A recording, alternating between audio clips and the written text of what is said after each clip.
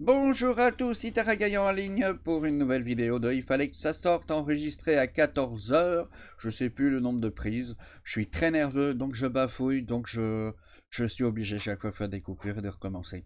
On va essayer que cette fois-ci, ce sera la bonne, hein, on va dire ça. Et tant pis si je bégaye, je vais au bout. Aujourd'hui, on est dimanche, donc j'ai regardé on n'est pas tout, c'est pas tous les jours dimanche. Une émission que je ne manque pas parce que c'est assez politisé et c'est à la fois en général du bon débat qu'il y a là-dedans. Mais là, je voudrais faire un petit message aux gars du MR et surtout à Emmanuel Prat, qui a fait quelque chose de pas très sympathique. On va commencer par Emmanuel Prat. Cette chère dame, entre guillemets, dit qu'elle est exactement comme nous, c'est-à-dire qu'elle est indépendante complémentaire, elle cumule 4 boulots, etc., etc. Déjà, est-ce que vous trouvez normal d'être obligé de cumuler 4 boulots? Est-ce que ça ne veut pas dire qu'il y en a 3 au chômage? Je dis ça, je dis rien. Ensuite, allez fouiller le Facebook de probablement de pas mal de gilets jaunes. Au final, de trouver peut-être plusieurs exemples, mais elle ne l'a pas dit, donc je vais partir sur le point que c'est peut-être un exemple de quelqu'un qui part en vacances et qui du coup n'est plus légitime pour être un gilet jaune parce qu'il a qu'à faire de bons choix dans ses dépenses. Tout comme la personne d'ailleurs qui a été interrogée dans le vote des citoyens, là, comme ils font chaque dimanche, qui dit que c'est pas tant qu'on gagne moins, c'est qu'on fait de mauvais choix, donc on dépense trop, il vaut mieux choisir là où on met de l'argent. Oh, si toi, madame, tu as l'occasion de faire le choix, tant mieux, hein. Mais faire comme Emmanuel Prat, aller pointer du doigt en disant que c'est parce qu'on dépense trop, il y a un pas que j'ose pas franchir, moi. Parce que c'est pas parce qu'il y en a un, deux ou quelques-uns qui ont encore ce choix qu'ils ne sont pas légitimes. Pourquoi? Parce que c'est gens de la famille. Et les gens de leur famille ont peut-être plus de problèmes qu'eux encore. Et rien ne les empêche de militer pour eux. Aller dire ouais, vous n'êtes pas légitime, elle n'a pas utilisé ces mots-là, hein, mais c'est ce que moi j'ai compris. Vous n'êtes pas légitime parce que vous êtes parti en vacances et donc vous aviez qu'à pas partir en vacances. Et quoi? Tu veux vraiment nous transformer en petits robots? Faire comme toi, cumuler 4 jobs, je le rappelle, 4 jobs à elle toute seule. C'est pas normal. On n'est pas des machines, on n'est pas des outils corvéables à merci pour que les messieurs, dames des élites puissent vivre confortablement. Non, non, non, non, non, non, non. Là, je ne suis pas d'accord. Sur le plateau, il y avait des chômeurs, c'est vrai.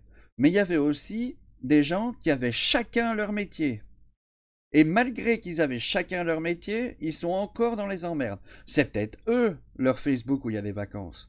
Mais merde, si une famille avec 2 enfants, avec 2 métiers, n'ont pas le droit de partir en vacances, ne fût-ce que pour le plus grand plaisir des enfants, mais où va-t-on? On va où? Dans une société où c'est lève-toi, prends ton déjeuner si t'as le temps, va bosser, prends une toute petite heure de table si t'as le temps, et mange vite, hein, parce qu'il faut reprendre le boulot. Et puis à 5 heures, 6 heures, tu rentres chez toi et tu prends soin de perdre encore 1 heure dans les embouteillages. Et après, tu manges, si t'as le temps et si t'as les moyens, et après tu vas tout de suite au lit, hein, parce qu'il faut être en forme demain, hein, parce qu'il faut recommencer le truc, hein. Vous êtes con quoi? C'est exactement ce qu'ils ont fait au Japon, je l'ai dit dans la précédente vidéo. Si vous poussez les gens à ne faire que travailler et à ne rien dépenser, votre économie elle se casse la gueule tout autant que maintenant. Parce que si personne dépense de l'argent, au revoir la TVA, au revoir les rentrées, au revoir tout, même non, il n'y a que les impôts qui continuera à fonctionner. Mais sinon, tout le reste, on se casse les dents. Sans parler du nombre monstrueux de faillites que ça va faire du côté des petits producteurs, des petits indépendants, etc. Il faut rester les pieds sur terre. Il ne faut pas montrer du doigt comme ça quelqu'un qui a eu une fois la chance d'aller en vacances et qu'il était tellement fier qu'il a mis ça sur son Facebook. Encore une fois, même si cette personne en particulier a plein d'argent, c'est son problème. Si elle a envie d'être militante pour soutenir tout l'ensemble des gilets jaunes, moi je dis chapeau. Et vous devriez faire autant plutôt que de les casser comme ça. C'est dégueulasse. C'est pas normal. Je vais essayer de trouver la vidéo pour la coller à la mienne pour bien vous montrer. Je raconte pas des bobards. Puisque je suis de toute façon pas monétisé, je vais rien perdre là-dedans. puisque je gagne rien avec ce que je fais, donc on s'en fout.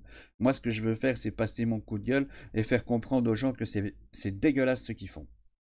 Ensuite, les médias. Pourquoi est-ce que vous revenez toujours sur ces biais casseurs? Parlez-en une fois et après on passe à autre chose. Là, c'est pas tous les jours dimanche, chaque fois qu'on interrogeait un des invités, il commençait systématiquement par parler des casseurs. C'est pas pour décrédibiliser, sans doute. Gne, gne, gne. Vous cherchez par tous les moyens à minimiser et à décrédibiliser le ras-le-bol des gens. Vous cherchez à ça tout le temps. Et c'est pas normal. C'est pas parce qu'il y a de temps en temps des petits casseurs qu'il faut enlever tout le nombre de gens qu'il y a derrière. Voilà, je tenais à le dire ça aussi. Mais non, pour le gars du MR, qu'est-ce qui m'avait fait réagir celui-là encore? C'est toujours la même chose, hein. Tac chiffre par-ci, tac chiffre par-là, mais encore une fois, il remonte le pourcentage de l'énergie, il récupère quelque part, et comme l'a dit le gars de la FGTB, je suis pas de FGTB, hein, je tiens à le dire, je pense que ces gens-là ont été utiles, mais je pense qu'il faut passer aux citoyens, parce qu'on a vu, notamment dans la période Gobelet, que des abus de leur part, il y en a aussi, hein, faut pas se cacher les yeux, hein. Il y en a aussi, hein, faire des voyages à Cuba ou à je sais pas tout quoi, avec toute une tribu dans un 5 étoiles et compagnie, c'est peut-être pas nécessaire pour le combat militant du syndicat. Surtout qu'en face, ils doivent se dire qu'on est quand même bien mis, quoi, hein. Ils viennent pour parler du syndicat, ils se payent un 5 étoiles. Waouh, ils ont de la chance en Belgique. Je sais pas si c'est très porteur, hein. Bref, anyway. Il faut que le gouvernement comprenne que ce qu'ils font là, ben non, ils doivent pas le comprendre. Comme j'ai une discussion avec quelqu'un sur YouTube qui a regardé la précédente vidéo et qui me dit qu'il a bien compris mon message, que au début il pensait que c'était pour le gouvernement, là je lui ai dit que c'était rhétorique. Il a dit alors qu'il fallait mettre les choses clairement en face, mettre les gens, mettre l'information au centre du débat. Je veux bien, d'ailleurs je l'ai invité à m'envoyer un email avec ce dont il voudrait que je parle, histoire d'en parler plus en détail. Mais je crois que le truc principal pour le moment, c'est un petit peu les gilets jaunes, et que les gilets jaunes ont raison de se battre, parce que le choix, il y en a de moins en moins qui l'ont. C'est pas qu'on veut pas partir en vacances, c'est qu'on peut pas. C'est pas qu'on préfère mettre de l'argent dans les loisirs plutôt que dans le nécessaire. J'ai envie de dire qu'à partir d'un certain moment, le loisir est nécessaire. C'est pas pour rien que la Belgique fait un pécule de vacances. Hein. C'est pas pour dire tiens, le peuple va dépenser des sous pour rien. Non, c'est parce que ces moments-là sont nécessaires à reconstruire un être humain. Les loisirs, c'est pas futile, c'est utile. Ça permet de recharger les batteries, ça permet de faire plein de choses qui vous servent à vous, les patrons. Parce qu'une fois qu'on sera de nouveau en bon état, on recommencera à être productif et tout, et tout, et tout, et tout ça, tout ça, tout ça. Donc, allez dire, ouais, mais vous n'êtes pas légitime, hein, Madame Pratt, parce que vous êtes parti en vacances, vous devriez faire vos choix. Ok, eh ben, on va faire le petit robot, on va travailler jusqu'à ce qu'on crève. Et alors après, qui c'est qui va dépenser de l'argent pour faire tourner l'économie? Qui c'est qui va faire le travail puisqu'on sera tous des zombies si on est encore vivant? Il faut arrêter. C'est pas des arguments, ça. Quant aux gilets jaunes qui disaient on ira jusqu'au bout et tant pis si c'est la guerre, parce que ça a été dit aussi. Je comprends. J'essayerais moi personnellement d'essayer d'aller le plus loin possible dans le Pacifique. Parce que si les flics font des gaffes comme ça, c'est parce qu'ils en ont su l'ordre, hein. On est d'accord que certains débordements ont été clairement démarrés par les policiers. D'ailleurs, vous aurez remarqué sur le studio, il n'y en a pas un qui a une seule fois démenti, hein. Ça n'a jamais été démenti. Donc, de là à penser que c'est instrumentalisé, faut pas aller très loin. Au plus, on se montrera violent, au moins on sera crédible. Donc, il faut garder le calme le plus longtemps possible. Moi, je propose pas qu'on passe à la violence.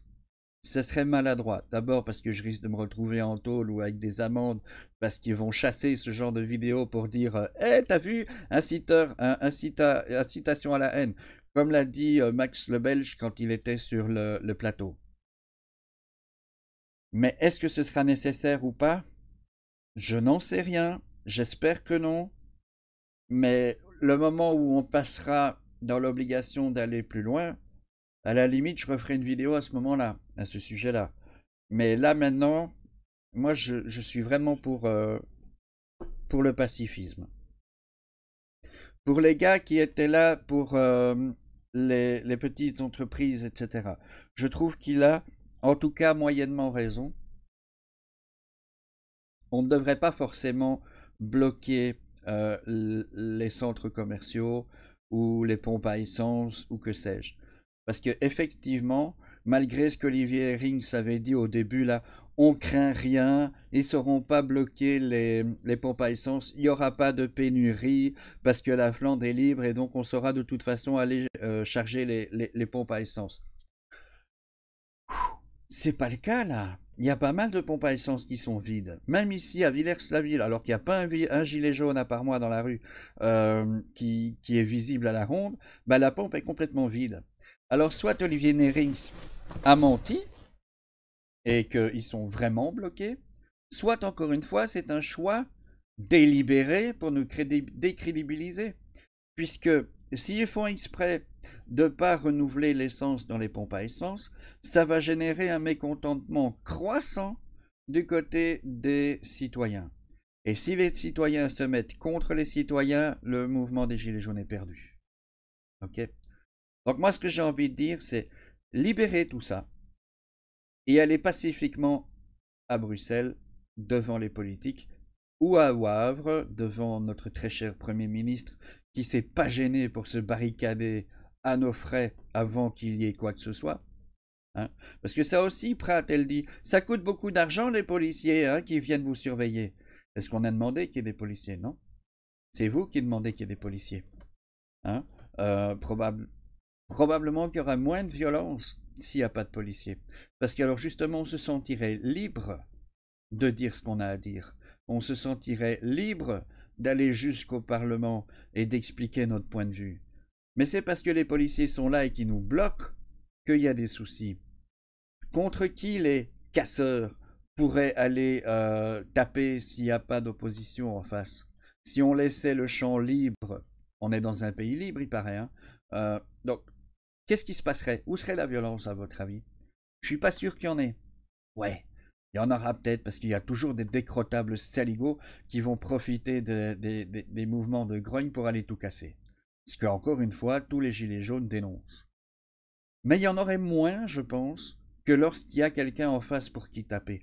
Parce que ça fait monter la testostérone et les hormones des petites crapules. Hein.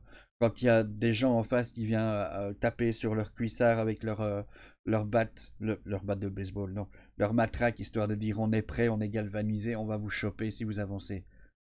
Il y a ça aussi, et tout ça on évite d'en parler. C'est pas bien. Tout ça pour revenir au choix. Je tiens à préciser que moi, mon épouse, et qu'à mon avis tout un tas d'autres gilets jaunes ou des gens citoyens qui sont ou pas avec les gilets jaunes, moi, vous voyez, je les soutiens, je l'ai dit sur Facebook, donc je m'y tiens, on n'a pas le choix. On ne l'a pas. Je ne sais pas aller au cinéma, je ne sais pas, je me répète exprès, hein, je ne vais pas au restaurant, je ne vais pas en vacances, je vais même pas dire bonjour à mon père ou à ma mère parce que je sais pas payer le plein. Zut, voilà. Et le tax shift, je suis pas sûr qu'il touche les gens qui sont au chômage, hein, parce qu'ils parlent chaque fois des travailleurs, des travailleurs, des travailleurs, et ceux qui sont en bas. Mais c'est vrai que pour eux, oh les grands libéraux, il suffit d'étudier, il suffit d'être volontaire pour trouver un métier. À la limite, le gars du MR, il n'a pas dit qu'il fallait traverser la rue comme Macron, mais lui, il dit qu'il suffit d'étudier. Tada! Je fais des formations depuis plusieurs années, histoire de me le tenir au goût du jour et de pourquoi pas avoir de nouvelles cordes à mon arc. Vous croyez que j'ai plus de réponses sur mes CV? Non, rien du tout. Et il y a une raison à ça. J'ai 45 ans. C'est le mauvais âge, 45 ans, pour un employeur. Hein. Il y a tout un tas de jeunes qui coûtent beaucoup moins cher. Eh ouais, parce que le petit jeune, il coûte moins cher que celui qui a déjà un paquet d'années de travail derrière lui. Parce que celui qui a un paquet d'années derrière lui, il a des frais fixes, il a des enfants. Il peut pas choisir d'accepter un job à 1000 balles par mois. Il peut pas. L'étudiant qui vit chez papa-maman, il peut. Parce que ça aussi, ça a été souligné par les Gilets jaunes. Oui, c'est vrai qu'il y a eu 200 000 emplois créés. Mais de quelle qualité? Faut voir. Si on est bien payé, bien sûr qu'on va y aller. Je suis prêt à me former même en dehors des heures de boulot. Hein? J'ai toujours fait ça puisque je suis quelqu'un du support, moi. Donc chaque fois que je me fais engager quelque part, j'ai d'abord et avant tout une formation à suivre. Parce que je ne peux pas connaître tous les produits du monde. Je peux faire le support que sur ce que je connais. D'accord? Donc, étudier, vous aurez un boulot à relativiser, hein, les gars. C'est pas toujours vrai, sinon il n'y aurait pas de problème. Je vais vous laisser ici. Je vous laisse l'occasion de réagir sur ce que je viens de dire. Est-ce que oui ou non, on a vraiment le choix, comme Emmanuel Pratt l'a si vaillamment souligné, ou est-ce qu'Emmanuel Pratt aurait mieux fait de se taire? Moi, je pense qu'elle aurait mieux fait de se taire sur ce coup-là. Ça va pas la crédibiliser des masses. Et puis encore une fois, s'il faut cumuler 4 boulots pour avoir une vie décente, moi, j'appelle pas ça une vie. À demain pour la prochaine vidéo, à mercredi pour le live, où on pourra discuter sereinement ensemble de ce genre de sujet. Ciao les gens.